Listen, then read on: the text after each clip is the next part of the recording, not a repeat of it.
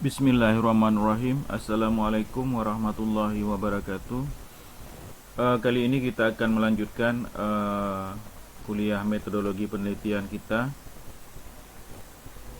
Masih di materi proposal.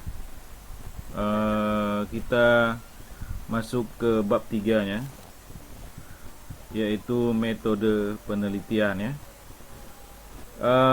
Metode penelitian ini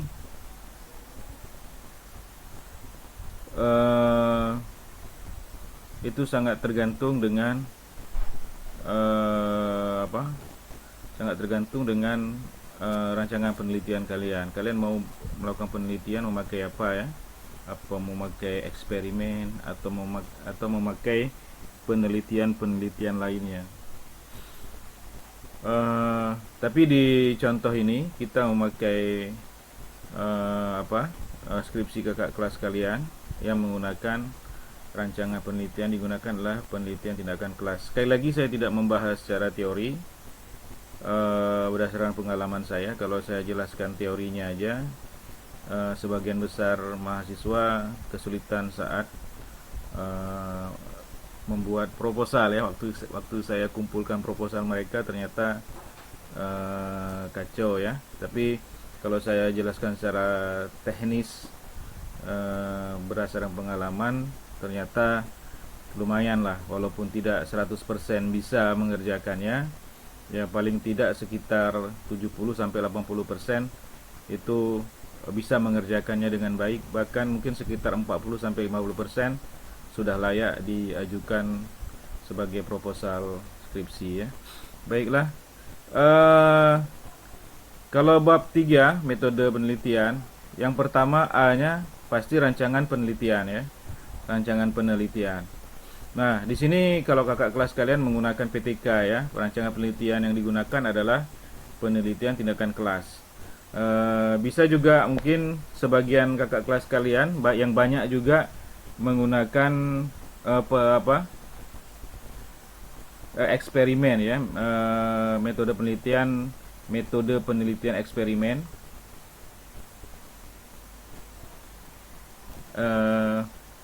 Lumayan banyak juga, tapi umumnya saya lihat kakak kelas kalian banyak memakai rancangan penelitian tindakan kelas atau PTK. Sepertinya kalian sudah pernah belajar PTK ya. Jadi saya tidak akan menjelaskan apa itu PTK, apa itu penelitian eksperimen, kuasi eksperimen, itu nggak saya jelaskan, dan kalian juga sudah membuat tugasnya kemarin ya. Oke, jadi yang pertama itu biasanya rancangan penelitiannya. Nah ini seperti yang saya katakan kemarin. Jadi kalian jangan ngarang sendiri. Jadi terus jangan kalian ambil sembarang, ambil dari skripsi kakak kelas kalian. Kalian cari dulu buku referensinya ya. Kalian cari dulu buku referensinya. Perhatikan ini. Nomor 30 ya, footnote-nya. Footnote nomor 30 perhatikan dengan footnote nomor 31. Nah, jadi ini memang bab 1, bab 2, bab 3 ini isinya adalah referensi-referensi ya. Jadi kutipan-kutipan dari referensi-referensi. Bisa dipahami ya, saya kira bisa ya. Jadi jangan kalian usahakan jangan kalau bisa ambilnya dari buku-buku referensi, buku-buku yang sudah yang sudah yang sudah dipercaya lah, yang sudah sering diambil sebagai rujukan ya. Jadi jangan buku-buku yang asal-asal. Jadi kalian tinggal lihat aja. Misalnya kalian di sini ada 30, ya kan? 30 itu ada apa? 30 footnote-nya Susilo, panduan penelitian tindakan kelas. Oh, ini berarti salah satu yang satu lagi apa? Mansur Mukhlis melaksanakan PTK di mudah. Itu mudah ya. Oh, ini mungkin buku-buku yang sudah dapat dipercaya ya. Kalau memang ada buku yang lebih oleh pengarang, misalnya penulisnya salah seorang yang pakar ya di bidang pendidikan, boleh kalian ambil. Kalian pilih yang itu yang benar-benar pakar misalnya, kalian bisa ambil ya. Jadi perhatikan sekali lagi, jangan berdasarkan karangan kalian. Terus ya sebisanya cari buku referensinya ya. apa itu di perpustakaan. Jadi kalian pernah lihat buku referensinya. Jangan tinggal ambil kutip di skripsi kakak kelas ya kan. Tapi itu bisa juga kalian buat seperti itu, tapi nanti kalian cari bukunya. Jangan sampai pas ditanya kalian nggak tahu nanti. Kalian ambil dari buku apa pas di sidang kan? Kalian nggak tahu, nggak bisa jawab kan? Jadi kalian kutip dari ini, ya kan, dari skripsi kakak kelas kalian. Kemudian kalian cari bukunya. Oh ini toh gitu kan? Oh ini bukunya gitu kan? Kalian baca bagian definisinya, usah banyak-banyak baca ya kan? Oke, saya kira nggak perlu saya jelaskan lagi. Urutannya udah umum. Nah ini ya, ini harus ada ya model siklus nih, bagan-bagan gini. Apapun penelitian kalian, ini harus ada ya. Jadi siklus dalam pelaksanaan, kalau sini dalam pelaksanaan PTK ya kan. Kalau eksperimen juga harus ada ya, harus ada bagan flowchart ya, bagan flowchart apalagi sejenisnya yang menjelaskan proses dari penelitian kalian ya. Oke, kalau di sini PTK dia buat siklusnya kurang bagus ya. Saya pernah melihat siklus yang lebih bagus. Maksudnya bagan yang lebih bagus, bukan siklusnya sama aja. Cuman bagan atau flowchart yang lebih bagus dari ini. Jadi kalian cari flowchart yang lebih mudah dipahami ya. Ini agak-agak ini sedikit agak kurang. Memang skripsi contoh yang kita ambil ini kurang, ini banyak yang kurangnya ya. Jadi bisa kalian cari bagan atau flowchart yang lebih bagus ya, yang lebih rapi, yang lebih mudah dilihat ya. Oke, bisa ya, saya kira bisa. Ya, banyak nih modelnya banyak dia, tapi kalau kita perhatikan isinya sama aja ya, isi daripada maksud bagan tersebut. Termasuk juga di eksperimen ya. Di sana kuasi eksperimen kalian buat juga bagannya ya. Jangan cuma tabel. Biasanya kalau di eksperimen tuh yang ditampilkan cuma tabelnya aja. Rancangan penelitian ya kan, tabelnya dibuat tabel, subjeknya kelas eksperimen, bawahnya kelas kontrol ya kan, terus tes awal Y1 ya kan, kemudian perlakuan X, Y gitu kan, kemudian tes akhir Y2 gitu kan. Jangan cuma tabel, tapi kalian usahakan ada bagannya bagaimana gitu ya, jadi itu lebih bagus ya. Kalaupun tidak ada bagan sebenarnya tidak ada masalah ya, walaupun tidak ada bagan sebenarnya tidak ada masalah, tapi kalau menurut saya itu perlu ya. Jadi perlu kalian buat bagannya. Jadi kalian perlu membuat bagannya. Jadi atau flowchartnya ya. Yang kata lain flowchartnya. Oke. Bisa dipahami ya. Ini penting ya. Kalau buat saya ini penting ya. Bagan ini penting. Gambar siklus dalam melaksanakan PTK, atau nanti ada bagan misalnya dalam kuasi eksperimen, bagan rancangan penelitiannya, bagannya bagaimana. Itu harusnya ada ya. Kalaupun nggak ada, kalian bisa buat kan pada saat kalian melaksanakan penelitian memakai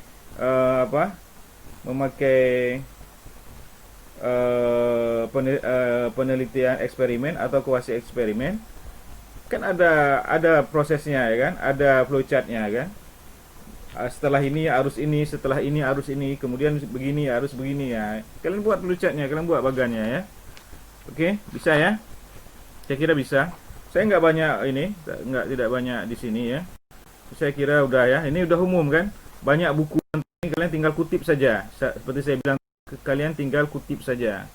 Jadi bab 1, bab 2, bab 3 ini emang kalian harus sering-sering bongkar-bongkar atau sering-sering ke perpustakaan, mungkin ke perpustakaan wilayah, perpustakaan kampus.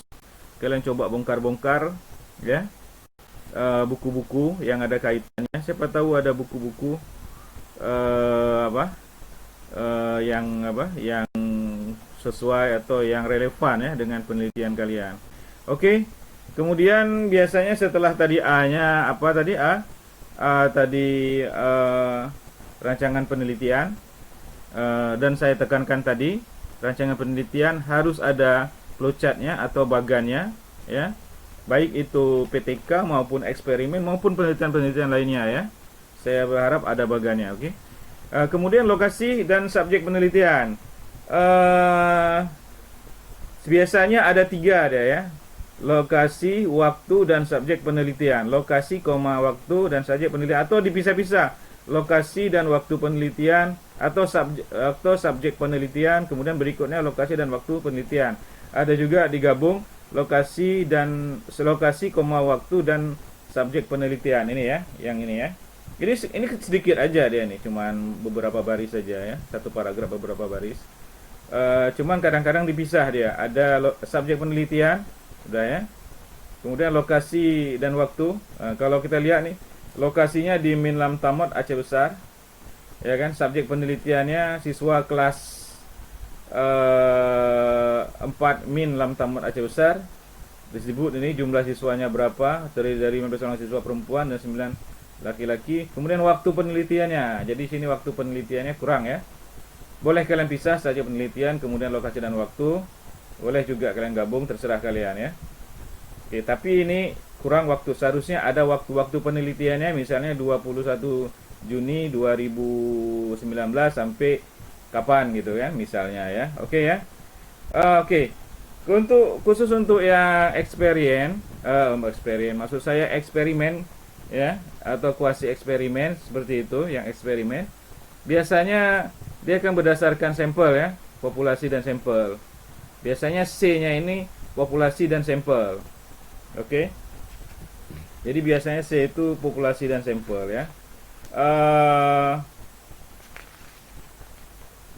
Populasinya biasanya dalam bentuk tabel ya. Kalau definisinya biasanya begini. Populasi merupakan seluruh subjek penelitian yang akan diteliti dengan tujuan mendapatkan data yang sesungguhnya ya, sebagaimana yang dikemukakan oleh misalnya A gitu kan, atau B gitu kan, bahwa populasi adalah keseluruhan objek penelitian. Jadi nanti bentuknya tabel biasanya kan, bentuknya tabel. Kalau misalnya kuasi eksperimen, misalnya populasi penelitian ya kan, tingkat kelas, misalnya kelas, kalau di sini kelas 4 A misalnya ya kan.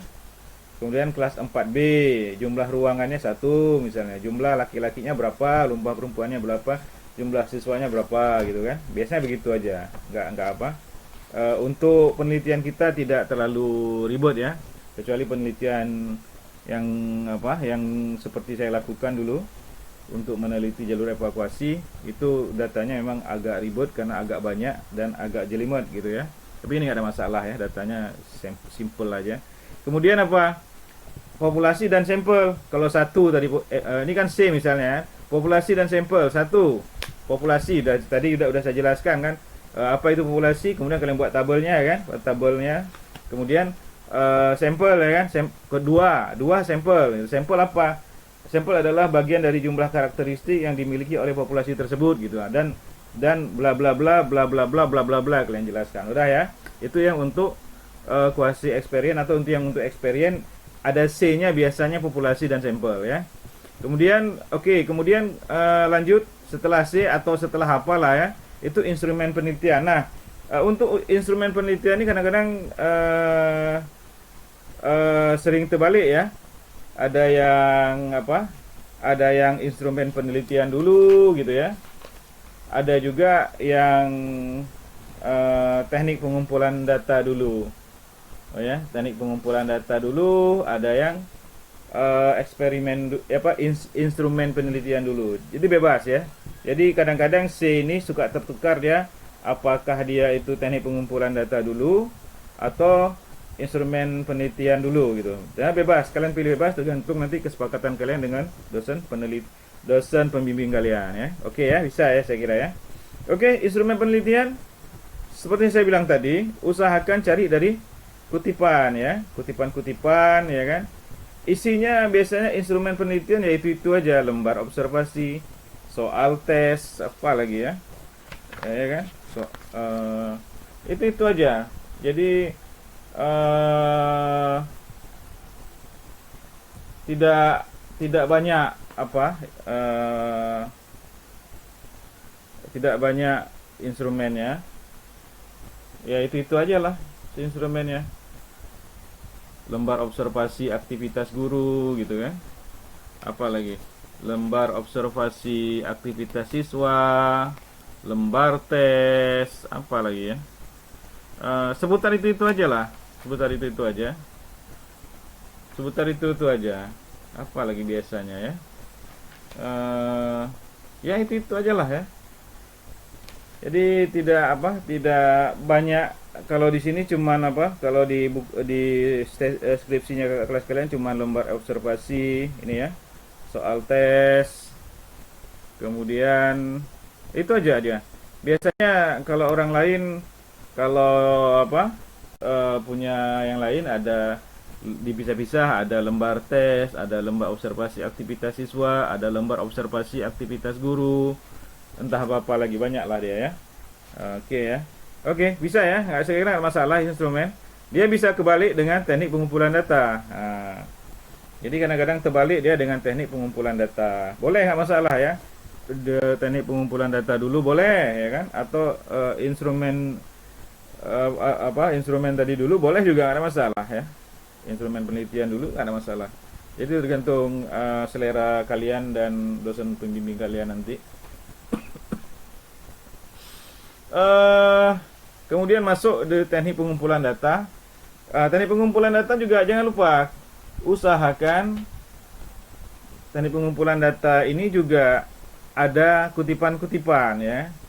Teknik pengumpulan data merupakan langkah yang paling strategis dalam penelitian karena tujuannya itu usahakan itu kutipan ya, kutipan. Jadi usahakan itu kutipan. Oke, saya minta ini bagusnya ada kutipannya gitu. Jadi dengan banyak kutipan berarti karya kita ini atau skripsi kita ini atau proposal kita ini semakin kuat gitu ya, semakin kuat dasarnya ya. Jadi kayak gini kan tidak ada kutipan, dia ambil definisi. Ini udah umum, memang definisinya udah umum, tapi ini seolah-olah dia yang ngomong, harusnya ini merupakan kutipan gitu ya. Oke, bisa paham saya kira ya. Jadi usahakan cari apa sih buku yang diambil sebagai kutipan. Ini udah umum sekali sebenarnya, teknik pengumpulan data tuh hampir di semua buku metodologi penelitian ya, pendidikan mau apa tuh ada ya. Oke ya. Maka teknik pengumpulan data peneliti lakukan dalam penelitian ini adalah, ini juga udah umum, observasi, di mana-mana observasi ya. Udah umum, mana-mana observasi yang pertama, biasa yang pertama, tapi boleh terbalik ya. Nggak mesti observasi duluan, tapi umumnya observasi yang pertama ya. Biasanya observasi yang pertama ditaruh, tapi bebas itu tergantung kalian lah. Kemudian tes, ini uang umum sekali ya, observasi, tes gitu kan. Apa lagi ya? Ya itulah, cuman itu. Mungkin ada tambahan-tambahan lain nanti ya. Jadi emang itu. Tapi nanti kita ada belajar tentang instrumen itu ya, tentang teknik pengumpulan data. Nanti kalau pertemuan kita cukup, kita akan bahas juga ya. Karena ada kemungkinan juga keluar pada saat ujian final ya. Oke, tes tadi observasi apa, tes apa. Ini juga harusnya kalian cari harus ada kutipannya ya. Dari buku apa kalian kutip. Jangan kayak gini kosong-kosong aja, ini emang udah umum ya. Tapi harus ada kutipan, entah dari Sujono atau dari mana ya, atau dari atau dari Sumadi Subrata ya kan, banyak itu ya, atau dari Profesor Dr. Sugiono, bebas kalian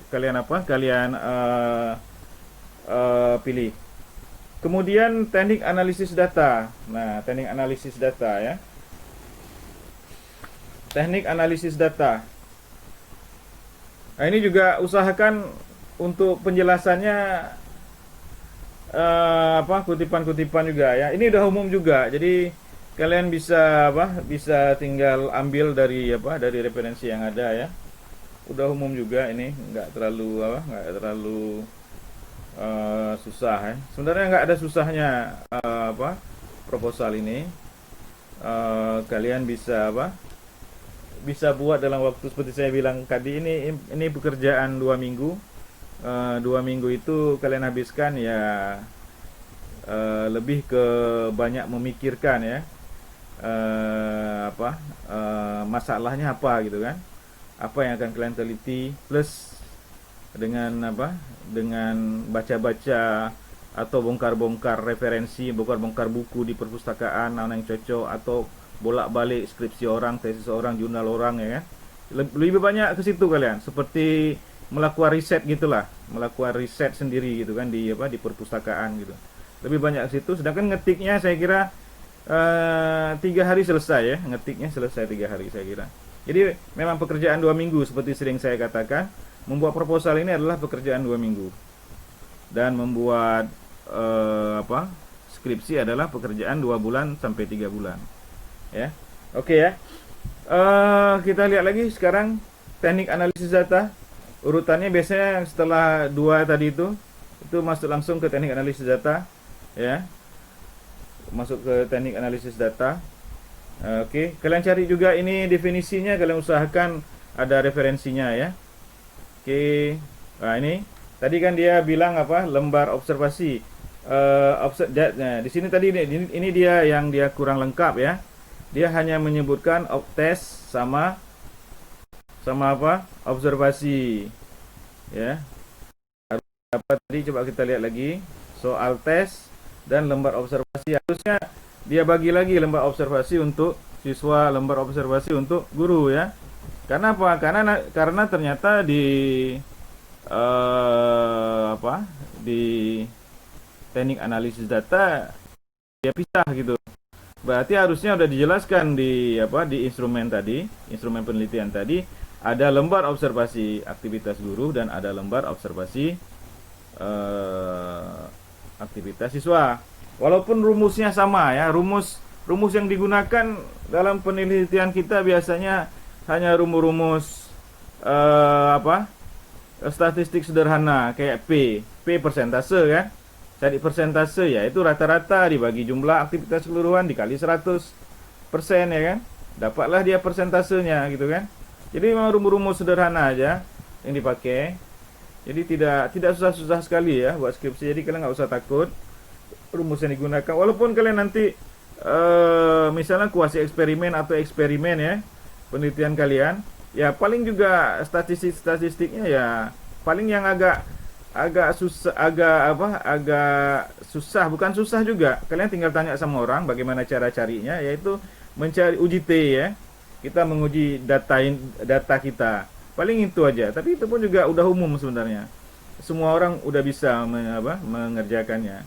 Jadi kalaupun kita nggak bisa mengerjakan UJT gitu kan, kita tinggal minta bantu kawan untuk menjelaskan ke kita. Saya kira cuma 1 hari dijelaskan udah langsung bisa membuat UJT itu ya. Misalnya membuat uji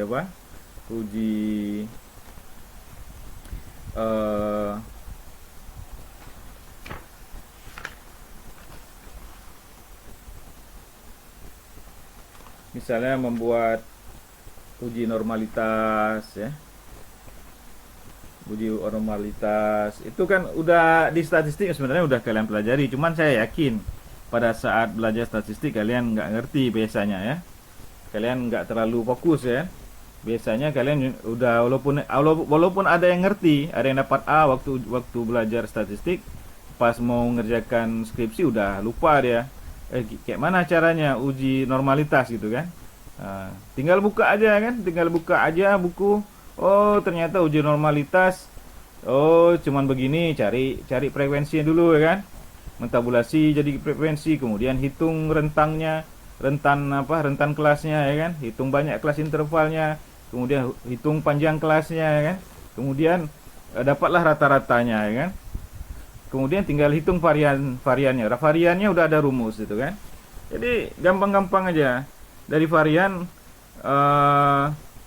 kita hitung C kuadratnya kan.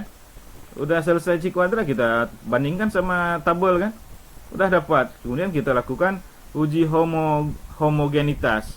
Itu juga ya udah ada rumusnya. Ya kan? Udah beres semua. Jadi nggak usah susah-susah. Mungkin waktu statistik kalian pening ya kan. Tapi nanti begitu udah mengerjakan skripsi, misalnya kalian di eksperimen atau kuasi eksperimen, udah tinggal kalian buka buku statistik kalian, kalian pelajari bagian yang itu saja ya kan, bagian uji T itu kan, ke arah uji-uji itu, uji normalitas. Bisa semua. Kalaupun kalian nggak bisa, tinggal tanya sama kawan. Bagaimana ya? Nanti kawan jelaskan, sebentar sudah ngerti karena kita memang udah fokusnya ke skripsi ya. Jadi nggak usah khawatir kalian. Oke. Saya nggak lama-lama di sini ya kan. Lembar observasi tadi ya. Kemudian cuman pakai rumus persentase, kemudian analisis tes hasil belajar ya kan. Cuman pakai rumus persentase juga. Jadi memang tidak tidak terlalu tidak terlalu susah lah ya.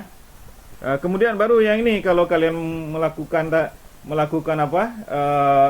menggunakan kuasi eksperimen atau eksperimen ya kan. Nah, mungkin seperti saya bilang tadi ada tes-tesnya ya.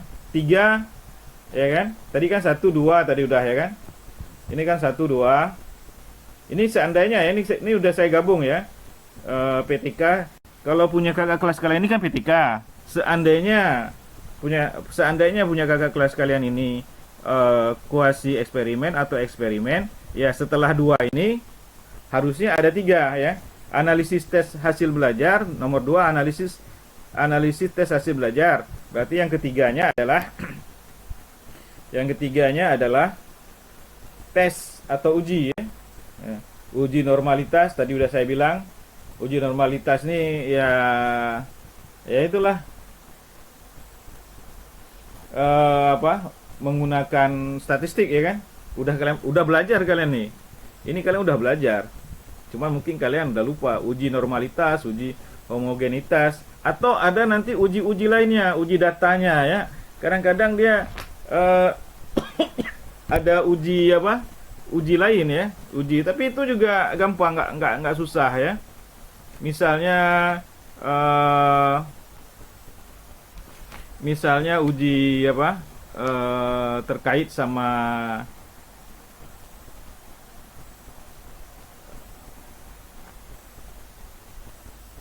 tingkat kesukaran soal. Kalian pengen menguji tingkat kesukaran soal yang bagaimana, uji validitas ya kan, uji reliabilitas ya kan, uji reliabilitas, uji validitas. Itu udah ada rumusnya semua. Kemudian uji tingkat kesukaran soal dan lain-lain. Itu semuanya udah ada rumus, kalian tinggal gunakan aja. Oke? Jadi kalau kalian bekerja dengan kuasi eksperimen atau yang terkait sama sampel dan populasi dan sampel, nanti kita akan pelajari di materi selanjutnya. Maka kalian ya itu ada nomor 3-nya, itu tes atau uji ya, uji normalitas, uji homogenitas seperti yang udah saya jelaskan tadi. Uji normalitas berarti ya kalian mulai dari cari frekuensinya, daftar frekuensinya, kemudian kalian hitung rentang kelasnya, kemudian kalian cari terus sampai dapat sampai dapat rata-ratanya ya kan. Kemudian kalian hitung variannya dan seterusnya ya. Kemudian kalian lakukan uji homogenitas, ada rumusnya sendiri dan gampang. Kemudian baru kalau ini ya, kalau untuk yang tindakan kelas ini udah selesai sampai di nomor 2 ini ya. Sangat-sangat ini ya, sangat-sangat simpel kan. Kalian perhatikan 1, jadi sampai sampai teknik analisis datanya cuman observasi, lembar observasinya pakai rumus persentase 1, kemudian 2 analisis tes hasil belajarnya juga pakai rumus persentase. Udah selesai kalian ya. Yang untuk tindakan kelas sudah selesai ya. Nah, yang untuk eksperimen dia akan nambah nomor 3, tes uji. Ini pun tidak susah, dan seperti saya bilang tadi tidak susah ya. Kalau kalian udah lupa statistik atau waktu kuliah statistik kalian nggak ngerti, begitu kalian lagi nyusun skripsi, ini gampang kalian mengerti karena kalian memang butuh. Jadi karena kalian butuh, kalian fokus, ini gampang kalian mengerti. Kalian tinggal tanya sama kawan, langsung bisa ya. Kemudian setelah itu kalau yang untuk eksperimen ya, itu ditambah dengan G, mau H terserah itu ya, mau F terserah. Pokoknya ada tambahan lagi yaitu pengujian hipotesis ya. berupa varian gabungan. Nah, biasanya di normalitas ada varian, nanti kalian akan cari varian di normalitas S ya, S dia biasa lambangnya S varian. Nah, nanti kalian akan mencari varian gabungannya di pengujian hipotesis, kemudian baru kalian uji T. Atau mungkin juga tidak perlu ya, tidak perlu, kadang pengujian hipotesis juga tidak perlu ditaruh di sini, tapi biasanya ditaruh ya. Jadi kalian tinggal mencari varian gabungan dengan uji T, udah selesai. Uji T nanti kalian buka lagi buku statistiknya, catatan statistik kalian waktu kuliah dulu ya. Memang waktu kuliah pening kalian, tapi begitu kalian ngerjakan skripsi sebenarnya karena kalian fokus udah nggak pening lagi, itu sebentar aja. Oke, ada satu lagi catatan saya, mungkin nanti kalian akan menggunakan SPSS untuk mencarinya ya. Tapi itu untuk biasanya untuk bab 4, untuk bab analisa ya, analisis. Kalian mungkin akan apa, biasa untuk bab hasil penelitian dan pembahasan ya, bab 4 ya kan, itu kalian mungkin akan pakai SPSS.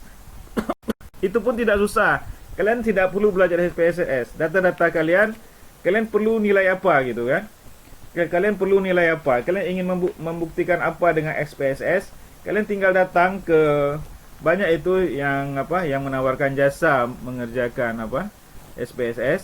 Karena kalian kan tinggal cuman butuh hasil akhir dari pengolahan data kalian ini kan. Jadi kalian ingin buktikan misalnya data kalian bisa digunakan ya kan untuk penelitian ini. Jadi tidak ada masalah, kalian tinggal minta tolong, coba tolong olah data saya, ini data saya, tolonglah diolah sebentar, hasilnya apa, nanti hasilnya saya minta di print, karena akan menjadi lampiran pada skripsi saya ya. Nah, jadi gampang ya. Jadi kalian tidak usah pening-pening. Kalau memang perlu dosen pembimbing kalian minta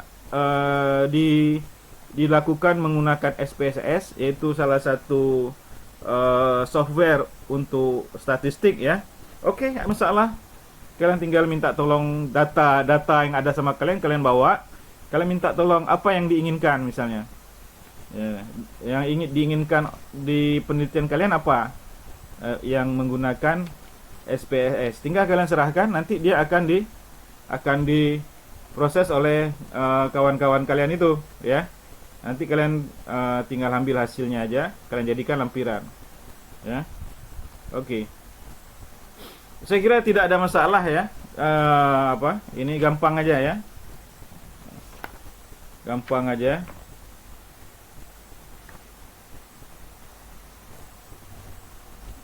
Nanti baru mungkin di bab 4 ya, yang sedikit agak apa, karena itu merupakan disitulah dia inti utamanya ya, penelitian itu, yaitu di bab 4 ya, hasil dan apa, hasil penelitian dan pembahasan di bab 4 ya. Itu mungkin yang akan agak perlu perhatian yang sangat besar di situ. Tapi sebenarnya itu juga tidak susah. Kalian tinggal mengikuti aja prosedurnya, mengikuti aja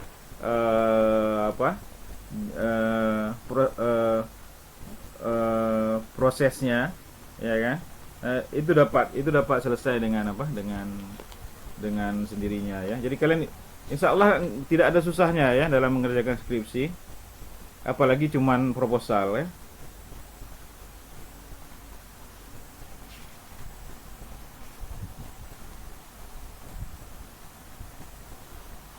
Biasanya nanti ada juga yang menggunakan SPSS, jadi kalian tidak perlu takut, karena yang kalian butuhkan kan cuma hasil akhirnya, dan itu juga nanti printan dari SPSS itu cuma menjadi lampiran. Yang penting data kalian dapat digunakan untuk penelitian ini ya, dan menghasilkan jawaban yang memuaskan ya. Oke, saya kira itu aja. Kalau ada yang kurang jelas, silakan kalian WA saya. Nanti akan saya jawab lewat WA. Atau kalau memang jawabannya perlu lebih detail, saya buat video tersendiri. Oke ya, kalau begitu saya tutup aja kuliah kita hari ini. Assalamualaikum warahmatullahi wabarakatuh.